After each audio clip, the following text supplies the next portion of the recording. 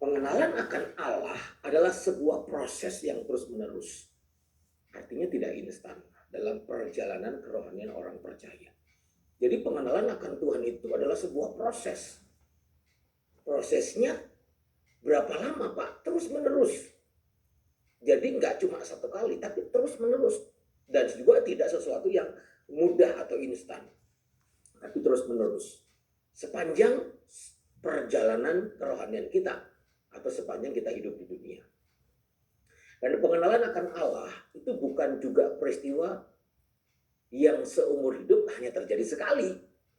Oh, aku dulu sudah percaya kepada Yesus, berarti aku sudah mengenal Tuhan. Enggak. Bukan cuma satu kali kita alami pengenalan akan Tuhan. Itu baru awal mula.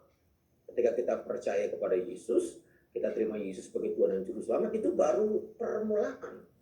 Selanjutnya kita harus terus berusaha mempush diri kita semakin hari semakin mengenal Tuhan. Dan pengenalan akan Allah akan terjadi seiring dengan pertumbuhan kedewasaan rohani kita. Jadi artinya semakin Anda mengenal Allah, maka Anda akan semakin tumbuh dewasa.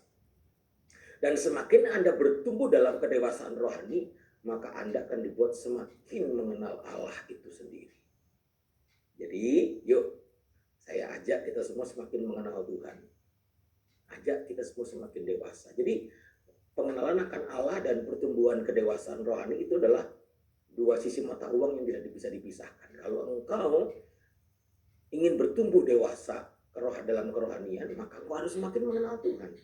Dan ketika engkau sudah mengenal Tuhan, terus menerus proses tadi itu terus menerus engkau mengenal Tuhan, maka engkau akan dibawa Tuhan semakin bertumbuh kepada kedewasaan rohani.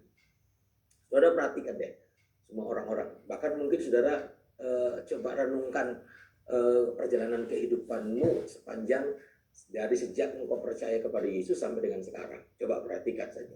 Ingat-ingat coba. Dulu seperti apa, sekarang seperti apa, begitu. Itu kan menunjukkan bahwa engkau semakin mengenal Allah. Iya ya Mas ya, iya ya Om ya.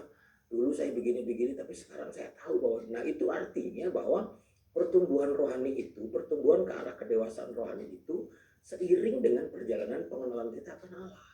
Nah gitu ya. Saya harap Bapak Ibu Saudara bisa memahami hal ini.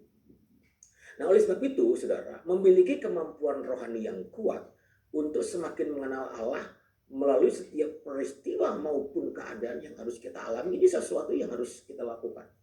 Karena pengenalan akan Allah itu adalah kita dijadikan menjadi pribadi yang akhirnya mampu. Sebab itu milikilah. Anda dan saya harus memiliki kemampuan rohani. Kemampuan rohani yang begitu kuat. Untuk apa? Untuk semakin mengenal Allah. Anda harus terus tingkatkan kemampuan rohanimu untuk semakin kuat mengenal Allah. Melalui apa? Setiap persoalan, peristiwa, keadaan, situasi apapun yang kita alami. Nah, inilah yang penting, saudara.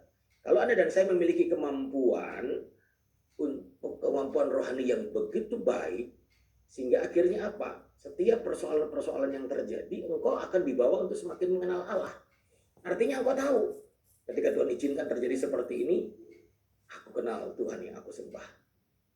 Seperti yang Rasul Paulus katakan, aku tahu kepada siapa aku percaya. Nah ini bukti bahwa dia mengenal Allah.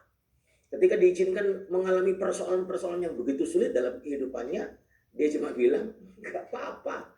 Aku tahu kepada siapa aku percaya, gitu ya. Jadi dalam keadaan apapun, dia nggak menjadi pribadi yang gampang muntung, gampang sakit hati, nggak gampang menyerah, begitu ya, nggak gampang putus asa. Ketika diizinkan terjadi begini, saya melihat kemarin saya dengar dari Ibu Panjaitan, rumahnya di kampung halaman sana terbakar. Aduh. Nggak gampang loh bisa menerima hal itu, apalagi itu rumah kenangan gitu ya. Waduh, dulu waktu masih kecil, dulu masih sama, aduh itu rumah kenangan gitu ya. Tapi Tuhan izinkan harus mengalami seperti itu. Tapi kalau kita memiliki kemampuan rohani yang kuat, yang membawa kita semakin mengenal Allah, dalam peristiwa apapun, kita akan selalu berkata bahwa Tuhan punya rencana yang indah. Nah, itulah yang dimaksud dengan mengenal Tuhan. Nah, oleh sebab itu Bapak Ibu Saudara, yuk kita Buka Alkitab kita dalam 2 Petrus pasal yang pertama ayat 2 sampai 4. Sekali lagi, 2 Petrus pasal yang pertama ayat 2 sampai 4. Firman Tuhan berbunyi demikian.